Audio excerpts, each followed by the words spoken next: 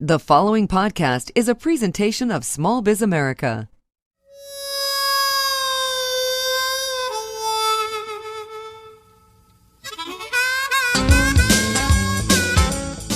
This is Beyond Networking. And now, here's your host, Ron Sukenik.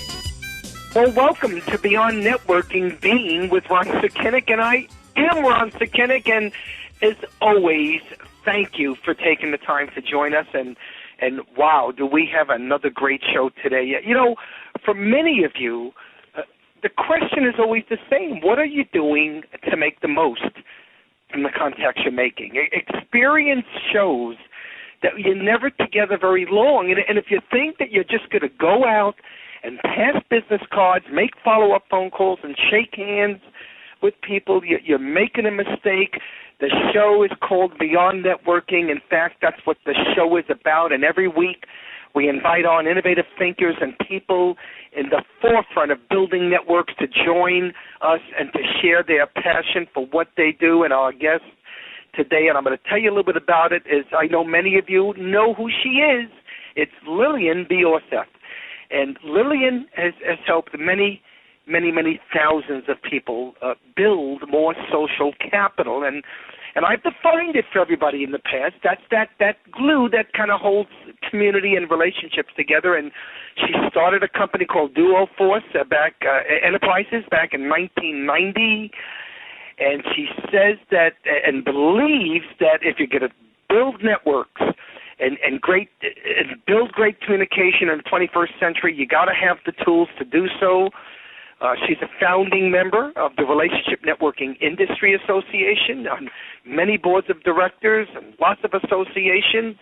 And I can't lay this all out, Lillian, but let me see this. The Chicago Tribune calls you a networking expert. The Association Forum Chicagoland calls her a networking authority.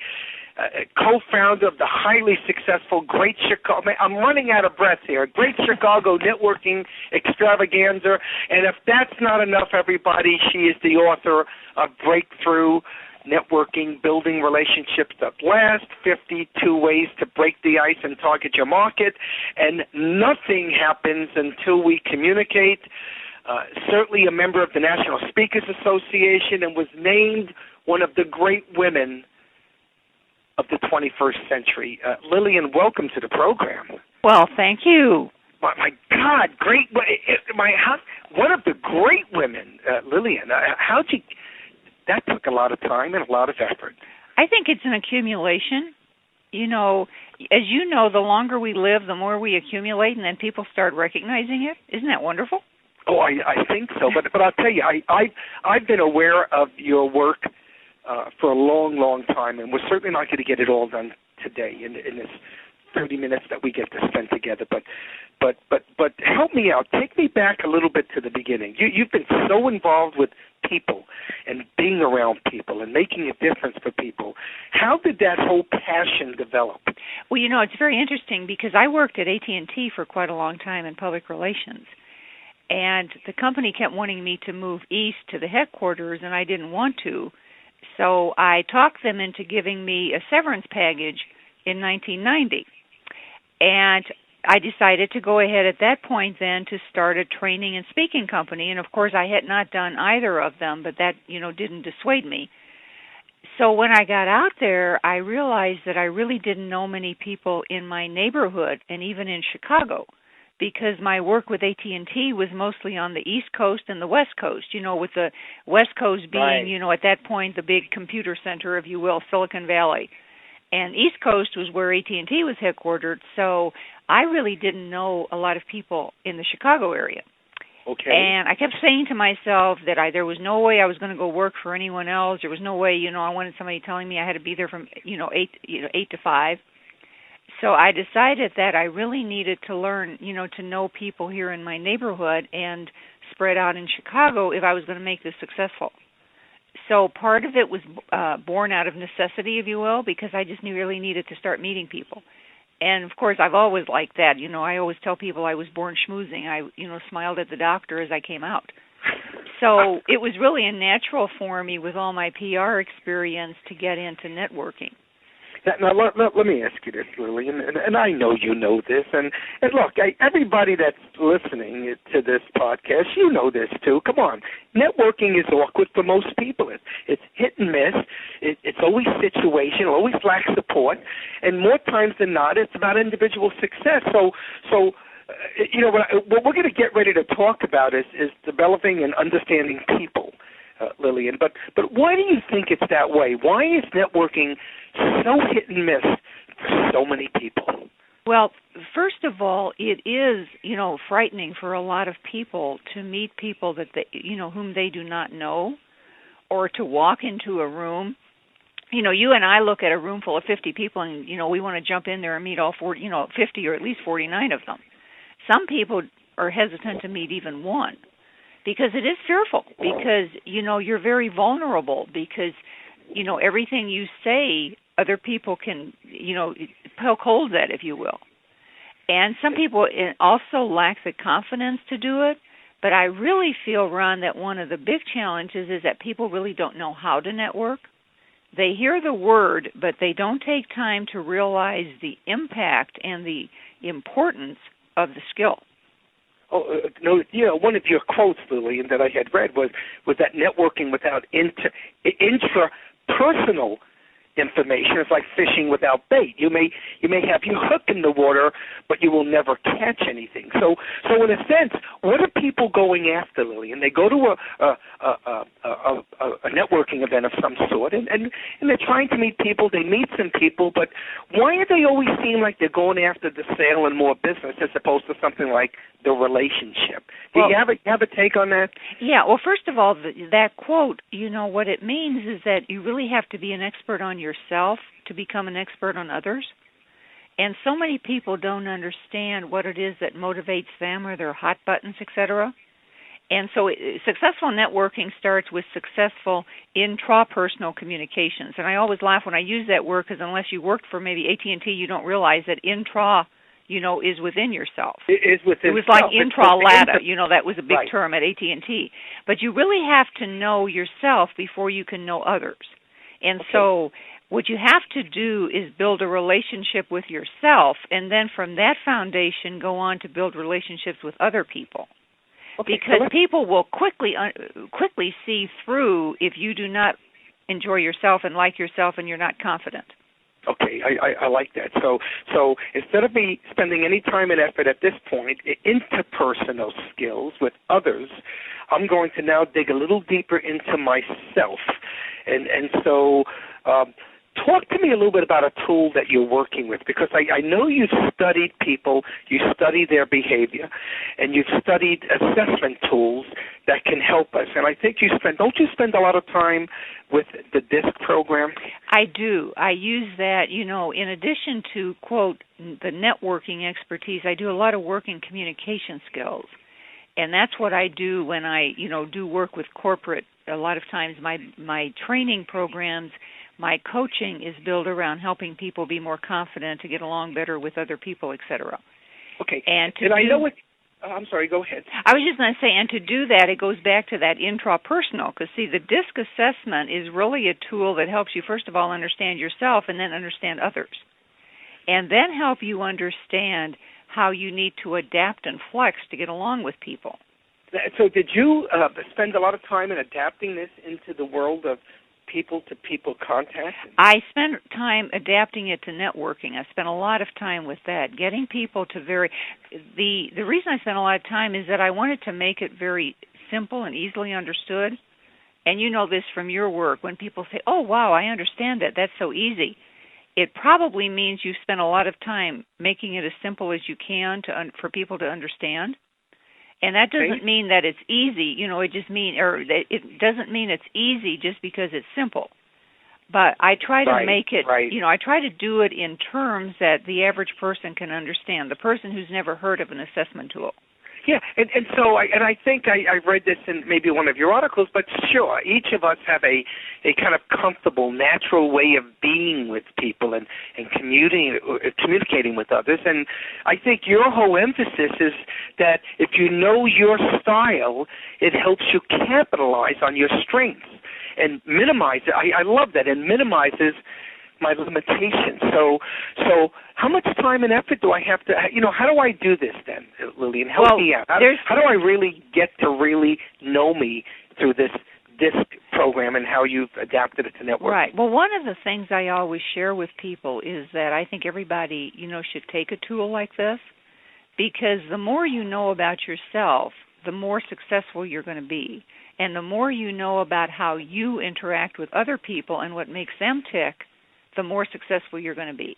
Because if I understand your behavioral style and I know how to adapt and flex to it, I will probably much more likely reach my bottom line objectives. Because, see, the key is that everyone likes to be dealt with in their style, not in your own. And if somebody's style is different from mine, I have to go into their style. Let me give you a really good example. Okay. I just did a leadership retreat for a hotel chain, and two of the comments that came back was that I wasn't as energetic as some of the other retreat leaders. But on the other side, it came back that it was the most participative retreat they ever had. Well, guess what? A lot of those people were not the high energy style that I am, so I toned down my style. Because if I had gone full blast with mine, like I can do with salespeople, I would have turned them off. So I needed to, moderate and be more moderate in some of my reactions rather than, the high energy person I am. Now, when did you make that determination that that's how the crowd was? Was it some capturing of information? Yeah, I had them all. I always have them do the profile ahead of time, and then I can look at their profile. And I did a group, with this tool, you can do a group report, so I knew the behavioral style of the group, and I knew that it was far more low-key than I am naturally. And the people who wrote that on their evaluations, interestingly enough, are my natural style, which is, this gun-ho energy and bottom-line person. That's great. The people who thought it was the most participative were the ones who were much more moderate and much more analytical and conscientious and precise. And so sometimes as I was working through this, I would really take time for people to analyze this and to respond. Because, people who are analytical have to think about things. The people who are not that analytical, can talk, fire from their lips, if you will. And if whatever comes out they don't like, they just say, oh, gee, I never said that before. I wonder where that came from. Let's go on and talk about something else. So the real deliverable with that, Lillian, is what? Is that, in fact, they feel like you had a connection with the audience, right? Yes.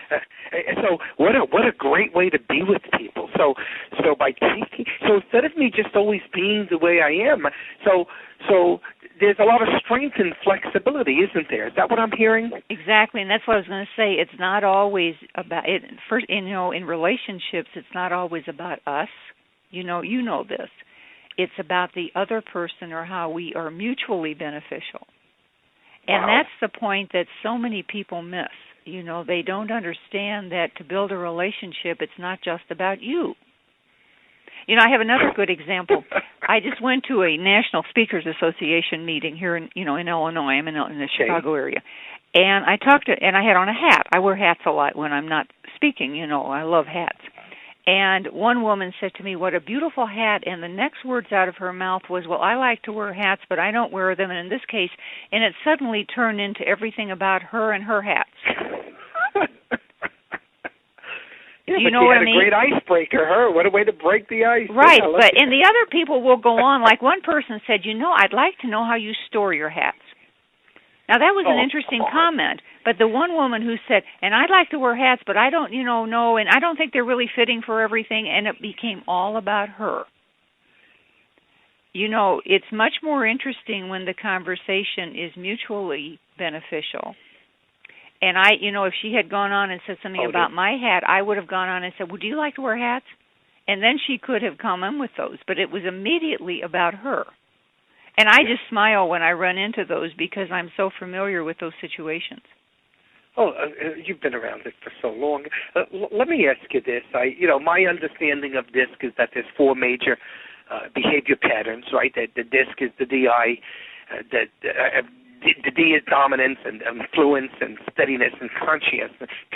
Give us some feedback on that. Tell me a little bit about these four major behavior patterns. Right, and before I do that, I wanted to share with you, Ron, the reason I started all this project many years ago was that people would share with me that they were no good at networking. Okay. What they usually meant is that they weren't any good at walking into a room full of strangers. But what it didn't mean is that they didn't have other good points. You know, like people who are more reticent often are by far the best listeners.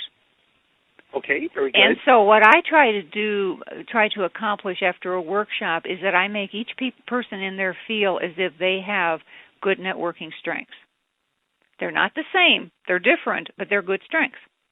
Okay. And so the dominant and influencing people are those people, probably more like you and me who are out there, you know. We are the ones who walk into the room and usually get attention because we're more outgoing. Okay. We tend to be active. We take action. The steady and conscientious people are more introspective, and they like to analyze and think about things. They want to blend in rather than stand out. And then the dominant and conscientious people are those people who tend to see this is all deals with how you see yourself within the environment. Okay. With the environment being everything other than you. So, I mean, it can be the surroundings in the room. It can even be the temperature in the room. It can be the temperature outside. It's the other people. It's everything, you know, other than you. And the dominant and the conscientious people tend to see that environment as less favorable. So they tend to question more and ask why. And the influencing and steady people tend to see it as more favorable. And so another way to look at it is I always kid people and say the dominant and conscientious, you know, get up in the morning and say, good God, it's morning. You know, but there's probably going to rain and there's going to be traffic and I don't know if I'm going to get to my meeting on time. The influencing and steady people get up and say, good morning, God, I have an opportunity for another wonderful day. I'm going to get to go to a workshop and I may get to hear Ron or Lillian and it's going to be the best day of my life. Okay, now I need a little bit of help on this, Lillian. So you're look, you're light years ahead in understanding self and people because you've worked at it. You're certainly an award-winning trainer dealing in these products. But give me some hints. How do I figure this thing out? I walk into a room. Mm-hmm. You know, how do I go about and know when they're this or when they're that so I can adjust myself to acting a certain way to create greater impact? Is there any trick to this? Well, it does take a little bit of knowledge. There's no doubt. You know, either taking the profile or, as you mentioned, you know, in my book I do adapt it so people can take a quick quiz and see who they are and then what the strengths and the limitations are of those styles, how they can improve, how they can network better. Okay. But, for example, a dominant person would be the one who has a very firm handshake. They have a confident posture and aura. Okay. They are the ones who can maintain that steady eye contact with you. So, and they're decisive. Some of the limitations with that style is they like to talk about themselves. Or as I kid, sometimes, you know, they look at my name tag and say, hi, I see your name's Lillian, but that's enough about you. And it's not quite that bad, but, you know, they have the bigger fish. Okay, I got it. I like it. The influencing one is what I call the natural networker because they have the energy, they can sell the bridge without water. And they love talking and they love having people around them. The difference between they and the dominant is that when they talk, it's not necessarily about themselves. They talk. They tell stories. They love, you know, gathering people around them and just going on and on. And if their stories don't necessarily get laughs, then they may exaggerate a little bit, you know. And then if that exaggeration gets a laugh, they're going to keep it in the next time because they like to get a...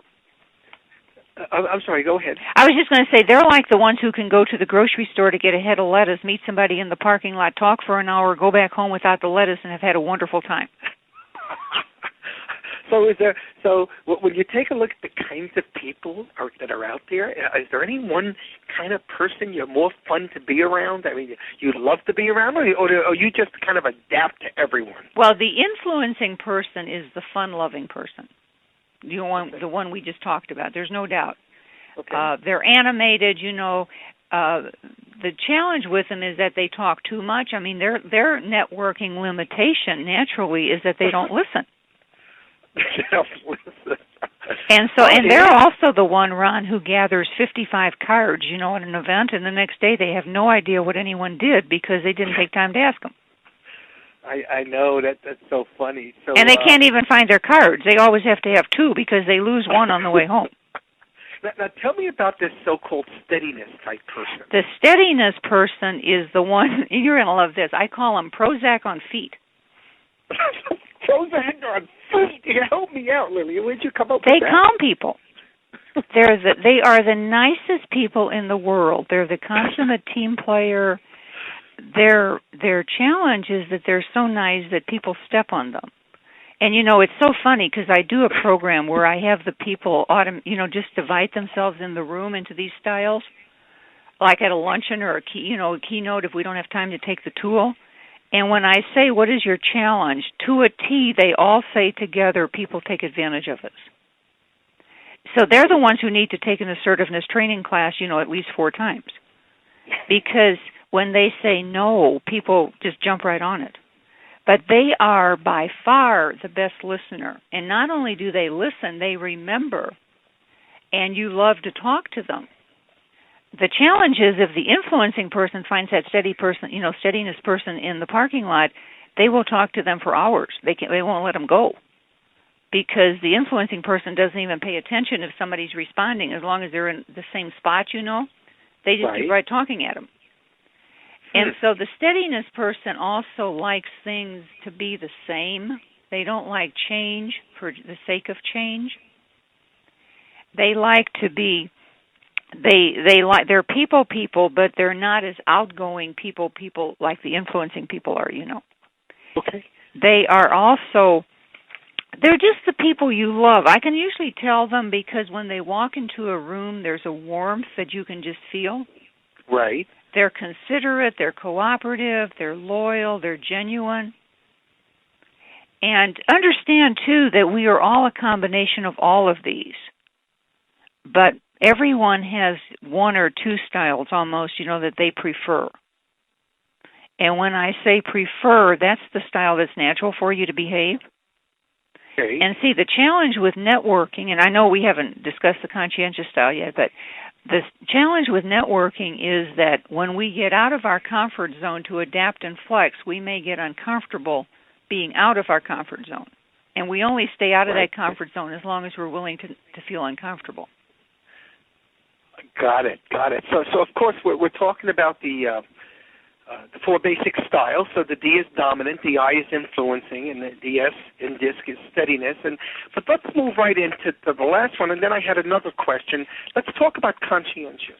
Yes, they are the people who, if you're ever going to have surgery, you would want them to do it because they are the most precise, accurate, analytical. The D might say, "This last time I went in from the front, this time I'll try the back." The C always does things in an analytical, precise, proper manner. They're the ones who are definitely the research people, the scientists. They even prefer working by themselves.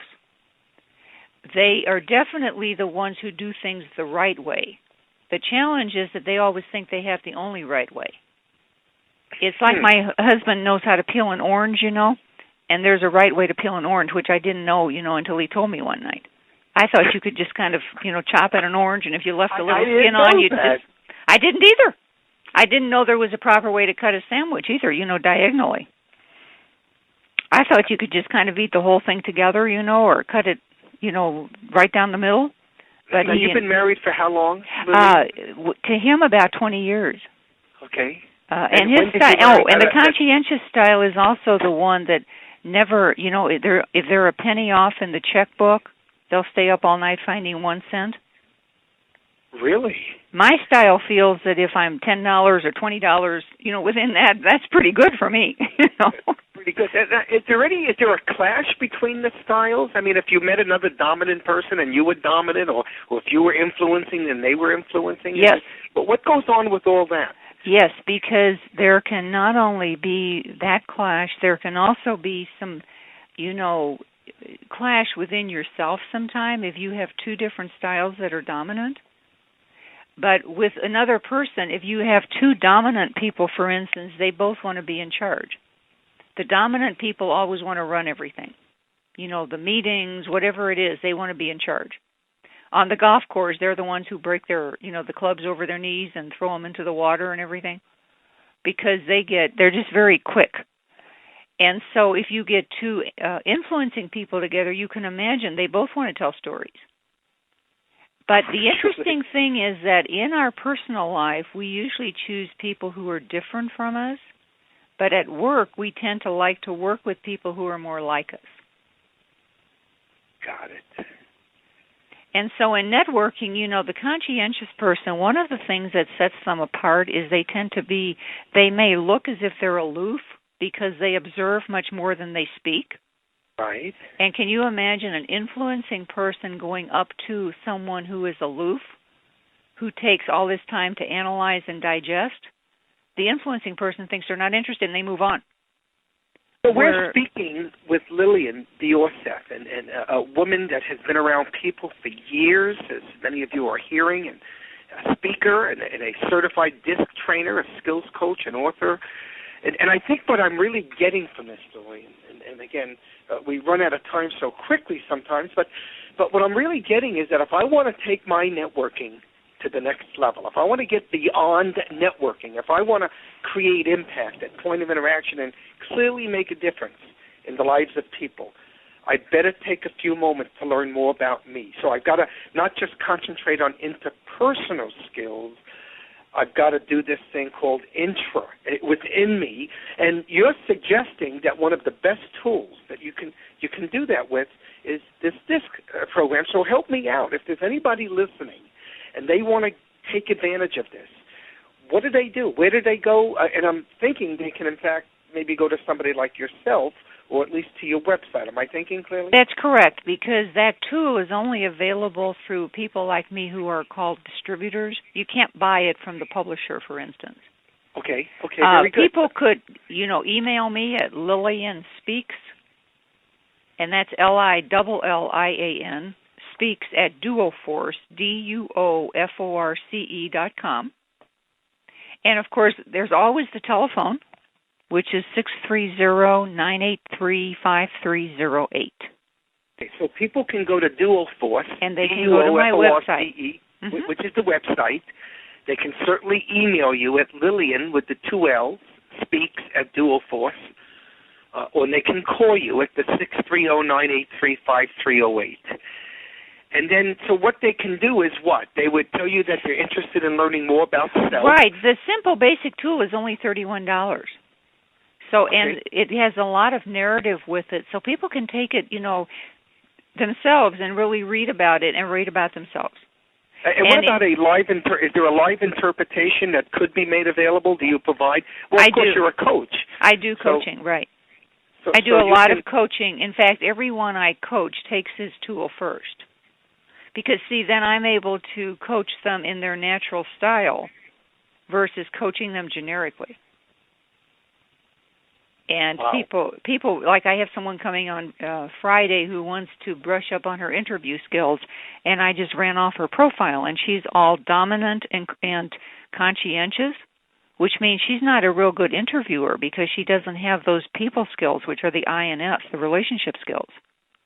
She'll have everything in order, but it's very difficult for her to convey that, especially with any enthusiasm or energy.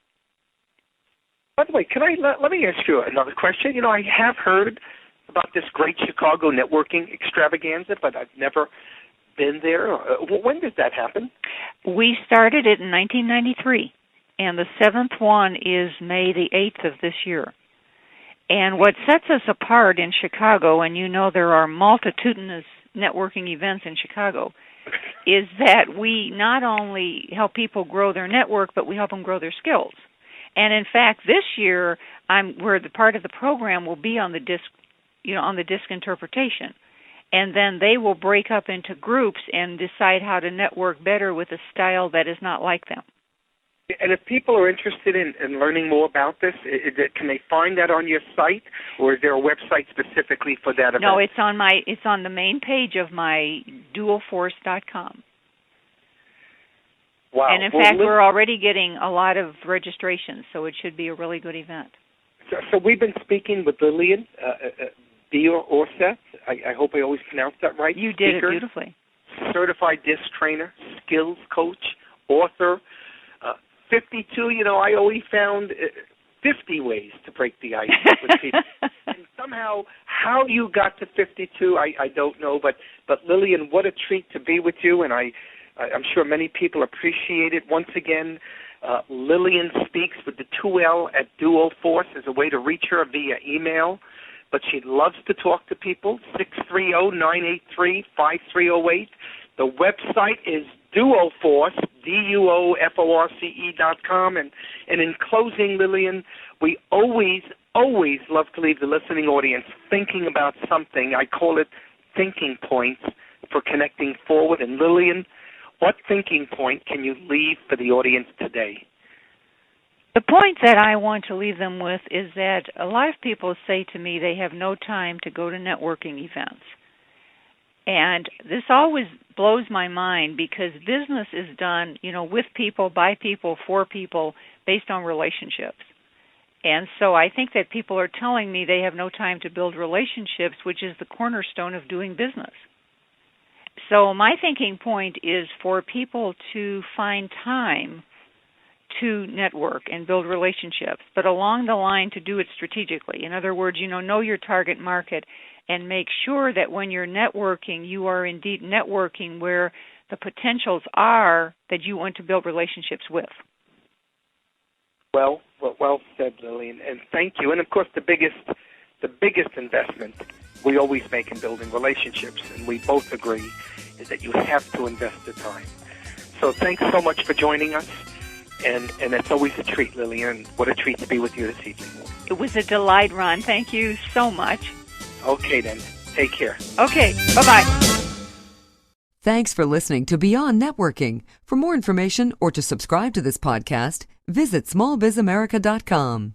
Small Biz America.